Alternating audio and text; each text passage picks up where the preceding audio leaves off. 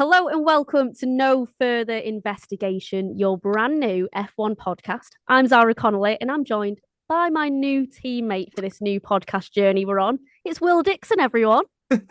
Hello, so excited. So excited to get started with this. I'm super excited. If people won't realise this, but me and you been friends for years, but we always said that we would do an F1 podcast at some point. Is when we first met, we realised that we had a bit of a bond here. And it's took us so long, but look at us. I know. It's one of those things where I think back then, if you found another F1 fan, you just kind of latched onto them.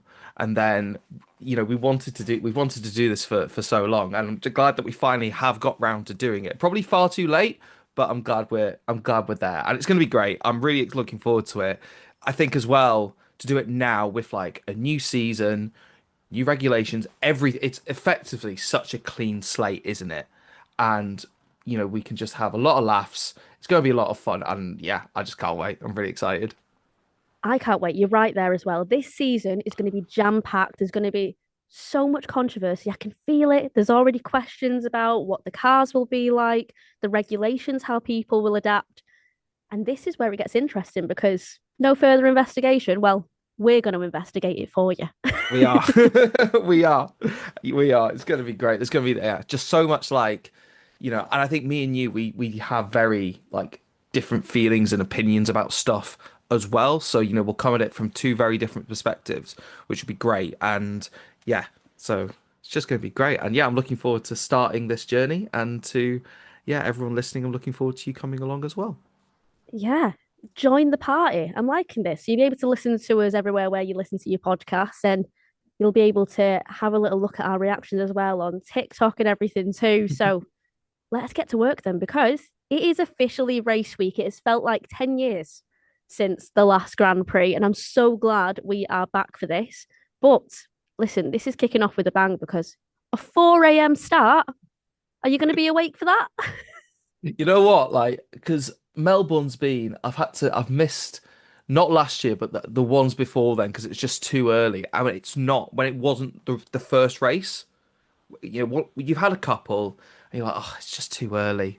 But when it's the first one, and it's the first one for a completely new era of Formula One, yeah, I have to get up to watch it. So yeah, it's gonna be tough, but I'm gonna get through it. What about you? You gonna get up? Same here. There's nothing more I'm excited for than whacking that kettle on at about 3:45, making a brew and sitting there ready. I also feel the same as well. I'm glad it's the first race because I feel like it's the hardest one to hit, especially because the first race, it feels like it's Christmas for Formula One fans, isn't it? That's the only way I can describe it. Like that 15 minutes when you're like, you get up out of bed, you're getting ready to make sure you're wide awake for it. Those 15 minutes are like Christmas Eve and you're waiting to see Santa fly over the house and go down the chimney. That's exactly what that 4 a.m. start's going to feel like. But more so because I feel like no one knows how this season's going to go. There's so much change that's going on that I think this first race is going to be really key for everyone. Yeah. No, I agree. It's not even, I mean, I've been thinking about it, basically since like the day after Abu Dhabi, I've basically been thinking, right, what's 2026 going to be like? And we've had almost like these little hints, haven't we? Like here and there, we've had testing, we've had the practices today, which have probably given us a bit more of an idea. But there's so many questions to answer. I mean, I don't really feel like we can judge what this is going to be like until probably halfway through, because the way, even just the way these cars are, the way they go racing, the way they race is going to be completely different to what we've seen before, the way they qualify, how you drive them. It's just such an unknown and there's so many questions that yeah, I'm so excited, but as a fan, also a bit nervous as well, just to know how it's gonna go. I I can't help but feel the same way. Yeah. We're agreeing on the first thing, Will, because listen, let's get our allegiances out the way. I'm a McLaren fan. Hmm. Always have been. I've not jumped on the Lando train. It's been there since my childhood. I've always been a McLaren fan. And with how last season panned out as well, the way that Oscar Piastri was so close, I've been so curious what this season's car is going to be like. And listen, it's slightly disappointing As we know, it doesn't seem like it could be one of the big contenders yet, but you never know. I feel like McLaren will always warm up and get into it. That's something that I always think that they will shine at. But especially when you look at the practices, how they've been going, it looks like, and I feel like every Formula One fan will say it at the start of every season. Oh, Ferrari are looking good, aren't they? They are. And then something just happens and they just drop off. And I'm really hoping for Charles Leclerc and Lewis Hamilton that it does work out for them because it would be amazing for them and just to get rid of all the woes that Ferrari have faced. Yeah. Yeah, it's one of those things with Ferrari, isn't it? Is that, we've seen testing and from what everybody has said, Ferrari looked good and we've had practice in Melbourne and they looked really good and like properly right at the sharp end. But it's Ferrari. And it's not, it's got, with every other team, we look at the times, we look at, everything we can dig into to be like, where are they in the pecking order? Ferrari can have the most fantastic tests. They can have, the most interesting car. They can have great practice. That until they can even win the first few races, but we're still not going to just quite trust them that they're not going to do what they've done the last few years and sort of kind of just being Ferrari, which is unfortunate for them. But yeah, I'm in the same boat. I mean, I've always been a McLaren fan. When I got into F1, it was seeing Lewis for the first time and him really breaking through, and then what happened with Jensen and him joining McLaren, and I've kind of stuck with McLaren kind of since then, really.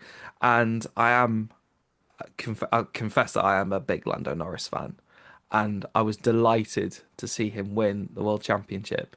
And I did think him winning, would that possibly allow him to just take that pressure off? And then if McLaren have a competitive car, would he then be able to kind of do what we've seen from maybe like a Max or maybe from a Lewis and just build on that and then maybe, win multiple world championships? I do agree with you. I'm not sure about this year in particular. All the hype's been around Mercedes. Ferrari are in the mix. Red Bull have been so impressive when you consider that they have started with their own power unit that they're making themselves. That seemed to be their big sort of slippery slope that could really cost them. It still might in terms of the outright championship, but they look there or thereabouts. McLaren, I feel like they're in the mix, but they're not quite there yet. But we've seen how they've been able to develop the car over the last few years. Started slow in 22, 23, and then ended up winning the whole thing in 24 and 2025. So yeah, I think we'll see them kind of progress throughout the year. They maybe get a few wins, but I'm not feeling confident of a championship for Lando and Oscar at the moment. I know it pains me to say, but I'm feeling the exact same way. I am curious to see how the competitiveness is brought out between Lando and Oscar because I'm a Lando stan as well. But I looked at how they really pushed each other last season, and I'm thinking, oh, this could get really tasty this season, especially how Zach Brown's going to end up basically deciding who he chooses to lean towards. Because you are right, if Lando isn't competing, all of a sudden is Oscar going to be favoured a little bit more? You don't know how it's going to go and the choices that they're going to have to make, but especially because they're going to have to develop the car during the season. It looks like that's the way it's going to go. And then on the flip side, you look at a team like Mercedes. I'm I'm going to go for it. I reckon I may as well say it. I think it could be a George Russell season. This Yeah. That's the vibe that I'm getting. It's what a lot of people are saying right now, and I agree. And also, I'm very superstitious. Have you seen the Sky Sports F1 titles that have been released, and Yes. the actual Formula One ones as well? Because the Formula One opening titles, George Russell, he doesn't do the T that he does. He didn't do the T pose, and I'm thinking this boy is ready. He Locked is in. ready to win. Yeah, he is focused. He's zoned in, and that tells me that this has changed. And there was an interview I actually watched yesterday, and George said that when Lando was winning, he decided to just stay in the car to watch the Lando celebrations because he wanted to take it in and use that as his fuel. And I'm thinking that's going to be in his mind how much he wants that in his life. It's Mm. like a manifestation. I'm like, I love the idea of the mentality that Formula One drivers have, the way that they have to be locked in. And the things that George is saying at the minute, never mind how good the car is. I just think those two together just seems like the perfect potion to win. Yeah. It is like, they're definitely the favourites. They have to be. And George being the more experienced of the two, I think, yeah, it's definitely feels like this really could be his year. It's such a, it's such an interesting one with Formula One because you just never know. Like, you could be an incredible driver, but the car just never comes around, and you just never know when your chance is going to be. Which I think is why last year for both Lando and Oscar, there was that feeling of, you know, and maybe that's where more of the pressure came in, is that we don't know when we're going to get this opportunity again. We might not get this opportunity again to have a title winning car. And up until now, George hasn't had that. Charles hasn't had that.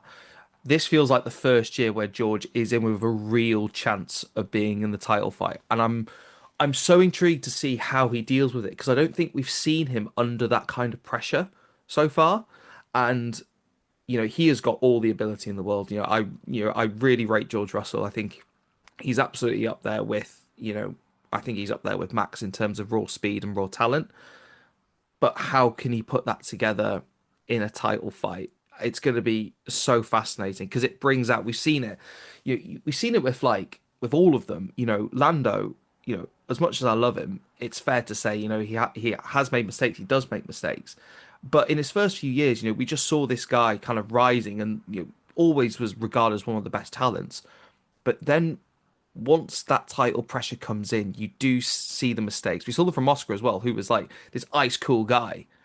And then last year, you saw those things creaking in, the Baku weekend, how, his title charge kind of fell apart a little bit.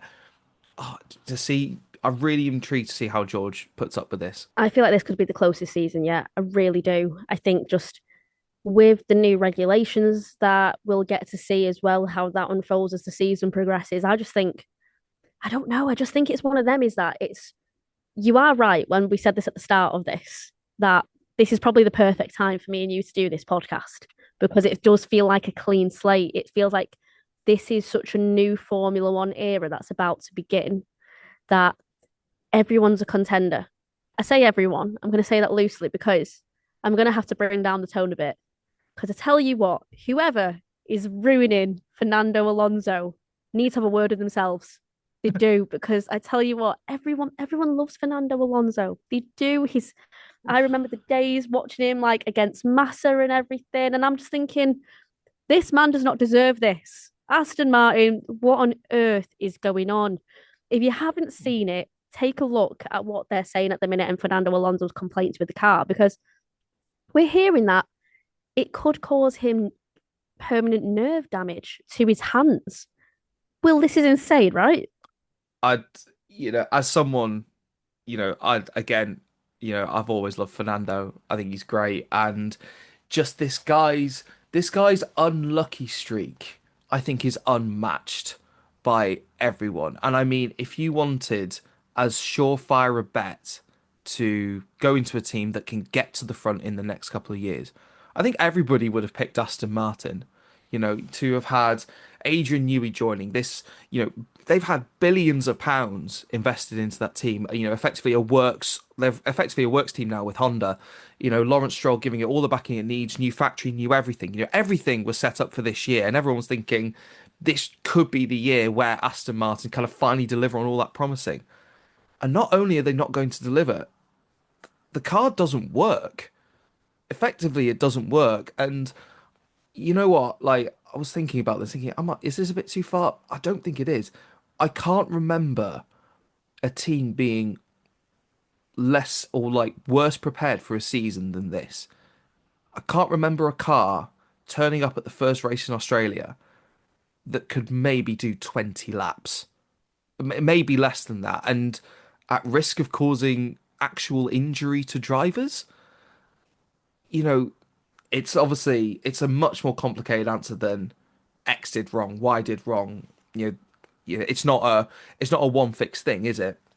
And Adrian's spoken a little bit in the last couple of days about sort of a bit more about the process and kind of where things have gone wrong. But I just can't believe they're in this position. You look at Cadillac, they started from zero, absolutely nothing. A team, that had no foundations. It wasn't like they were taking over like Audi did with Sauber. They had nothing, and they've turned up and you know yeah, not the quickest, going to be towards the back, but they've ran consistently, they've ran reliably, and they look like they're a proper F1 team. Aston Martin, I can't believe they've turned up with this car, and I don't really know where they go from here because they're now caught in this spiral of they need to do more mileage, but the car it's almost it's almost dangerous to drive. It looks like at this point. I'm not even sure if I was a driver I'd want to drive it. You're not wrong. I thought the exact same thing. I guess I'm going to throw a bit of a spanner in the works because I'm really curious about your opinion on this. If they can't fix the car, I personally don't think Fernando Alonso will want to risk it at all whatsoever. But then what do you think of, especially when you look at other teams and when they see a driver with that much experience like Fernando Alonso, do you think anyone will try and get him? Oh, it's a big question, isn't it? Because yeah, I think it's an interesting one with Fernando because any year feels like it could be his last year, doesn't it? He is 45. He hasn't got much time, and I think possibly there's him thinking this, just by the time that Aston are back to where they feel like they should be, he may not be in F1 anymore. I think he probably does feel that at the moment, actually. Does anyone take him? I think a lot of teams look at him. It wouldn't surprise me if Alpine had another look at him. Obviously, he That's was where there I thought as before. well. Yeah. Well, Briatore's there, and I don't know if he still is, his manager. So you would feel like they would take a punt if they could, just to, bring a bit more prestige and, maybe push Gasly a bit. I can't, I could definitely see that. But also, if you're him, you're 45. Are you gonna just keep swapping teams again? Who knows? But then I also think though it's not the way to end your career though, is it? It's You'd not. It's you'd not. want that last hurrah. I mean that everyone adores him in Formula One. He's never mind a great driver. He's such a good character. Like I wasn't joking when I said like if there's any driver, no driver deserves to be in this situation, but he's certainly one of the last ones to deserve it. Yeah. No, I agree. But the thing is, what would 100% happen is that say he moves at the end of this year, suddenly that Aston Martin will be right at the front. It'll be the most dominant car on the grid. That's just his luck, isn't it? I can completely see that happening. It remains to be seen what happens this weekend. I guess we'll know more about how many laps they do, if they can do any laps. But I just can't believe we've got to this point where, and just the whole thing, for context, this deal of like Honda and Aston Martin was announced in May 2023. And Adrian spoke about this a bit about how, Honda announced they were pulling out of Formula One in 2021. Everything was kind of handed over to Red Bull, and then they almost sort of shut down their operation. But they kind of thought that maybe they were going to sort of get that back really when almost inheriting what Red Bull had with Honda. But they've said only about 30% of the workforce that were there are still working for Honda. They've gone out and done elsewhere. Adrian Newey mentioned solar panels is where they're working at now.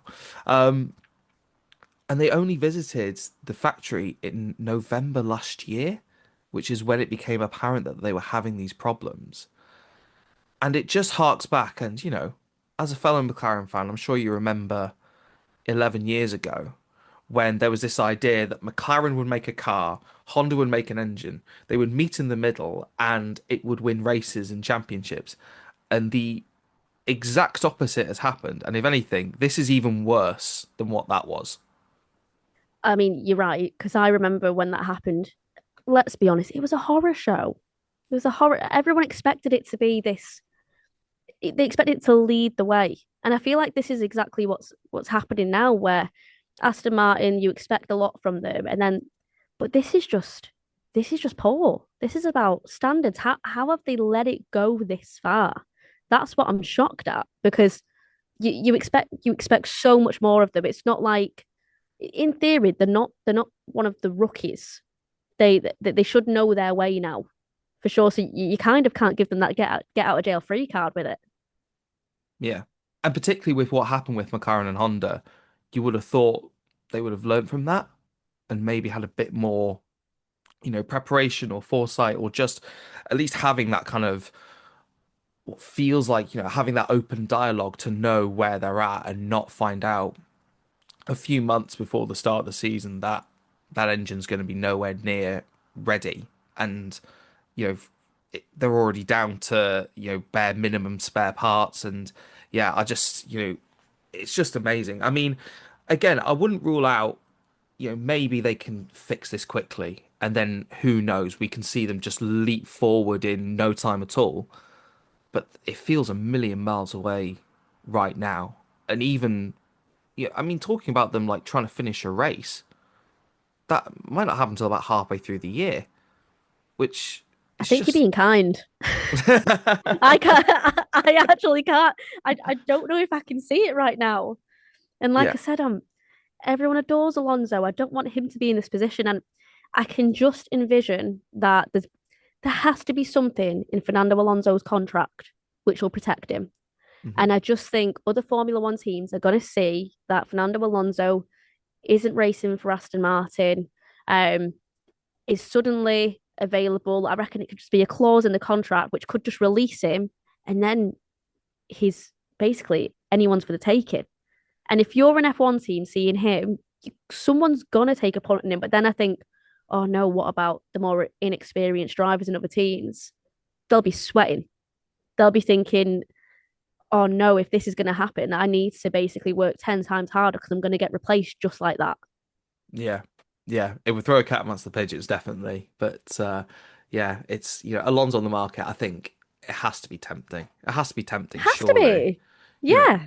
if you're a if you're a Haas or if you're an Alpine and you want to immediately boost your profile as well as getting like, I mean, it's astonishing that he is performing at the level that he is at the age that he is.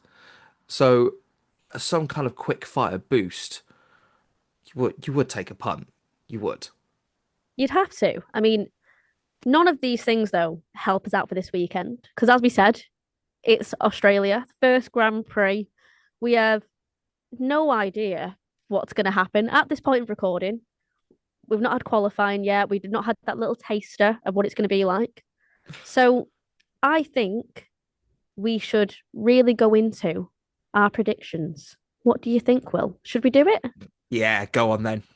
Let's do it. So let's start things off. Pole position, Will. Who are you going to go for? Ooh, okay. As tempting as it is to go for a boring answer, I'm very determined to push the boat out and Do it. not go for maybe what everyone thinks is going to happen. So I'm going to go for pole position. I think it's going to be Max Verstappen. Oh, okay. I think. I just think there's something about that Red Bull which it might just turn it on in qualifying. In the race, it might be a different story, but yeah, that's where I'm at. I'm going to back Ferrari because knowing Ferrari, this is the only way that I will back them at this point in the season because they usually just drop off. So there's no time like the present. The guy's just got married. He's in such a happy spirit right now. I think it's Mr. Charles Leclerc. I think that's my pole position right there. Those photos and those videos from that wedding. Oh my God. I can't tell you how much I would have paid to be at that wedding. I would have happily just decided to dog sit Leo Leclerc, the little sausage dog. I reckon I would have happily took that on as a job. It's not the Oh, first time I look after a dog, it's not the last. So listen, Charles Leclerc, if you're listening to this, I have experience in looking after dogs. I will happily be the official Formula One dog sitter if you need. And then hopefully I'll get invited to these things. well, Leo was like the best man. He was in the photo so much. He deserved to be the best man. Did you see his little outfit? It was great. It was great. Right. Okay, Zara, what about who do you think sort of your want to watch? Maybe goes under the radar a bit. Oh, my one to watch. You know what? This is a little bit left field because not in a bad way. I don't think people are really going to go from as much. But I was really lucky in work that he visited Manchester United. and I seen him, Isaac Hadjar, I think, a move to a new team ish. And then we've also got we've also got the idea that I always go back to when he first joined, and you had Lewis Hamilton's dad that was basically helping coach him and really helping hone in on that mentality. And I was really lucky to speak to him a few weeks back. And Isaac was basically talking about his focus for the season. And he wasn't letting the highs get too high. He was very much keeping that balance. And it really reminded me of how when Lewis Hamilton first started, he was this kid with like raw talent, but it was his mentality that kept him. And I'm thinking if this is such an up and down season, then I think if he's like that, then he could really kind of coast his way through and be one to point or just gains points just naturally every now and again. That's what I'm thinking. So a nice kind of like talent for the future. Who do Yeah. you think is your one to watch? I think someone who's going to have a really great season is Ollie Behrman. I'm really impressed by like how he carries himself. He seems really level-headed and calm, and his end to the season last year was really, really strong. I think Haas have taken a step forward. They look like they're really sort of right in the mix of the midfield. Um, Never got a podium Haas as well. I think that could be one that goes this year, which would be great to see. And I think Ollie would be the guy to do it. And, we know about his Ferrari connections. And I think he's going to make that management really think about trying to put him in that car at some point in the near future. So, yeah, I'm going to go Ollie. Okay, that's him. I like that one. I feel like you're right. Everyone loves Ollie Behrman. I just think he just needs that little bit of experience. And alongside Ocon, I think it's a good pair in there as well. So you're right. But let's go the opposite way. Mhm. Who's the one to avoid? Apart from the Aston Martin drivers, I mean that it's hard to look anywhere else other than that. I think one that I was hoping for more from so far is probably Audi, because again they came in with a lot of promise, and it's not been bad. I mean, it seems like they're on top of their power unit. They're on top of their just joining Formula One. But it doesn't look like they've made the strides that maybe we hoped for. So if I had to pick one of the two, I'd probably say Nico Hulkenberg as a driver. But no, actually, scrap that. I'm just going to go for Audi as a team. I think it's kind of one to. I just don't think they're going to be quite as good as we hoped. Yeah, just include them all. We'll just do it. I'm gonna I like how have we're doing this. I'm gonna have 5 teams that I like, 6 teams that I don't. Yeah, and I feel like for me, it just has to be Aston Martin. You are right. I think it's just that just has to do it. But yeah, so those are our predictions for Australia and for the season. We haven't done a winner. Take Oh, we haven't done a winner. We skipped out on the winner. We I'm skipped going out on George the winner. Russell. George George Russell. Russell is my winner for Australia. Do you agree or disagree? It's really, really hard to disagree. I mean, I'm going Max on pole. What I'm going to predict is that Ferrari start third and fourth behind Max and George. Oh, we're And very then specific. Okay. and then we've seen what's happened with Ferrari and their starts. So I'm going to go for they get ahead. Charles Leclerc gets ahead, and then he goes through and wins. I I love this. I love this. Now, Will, we've finally done it. We've finally put our predictions locked in for Australia. So that is it then.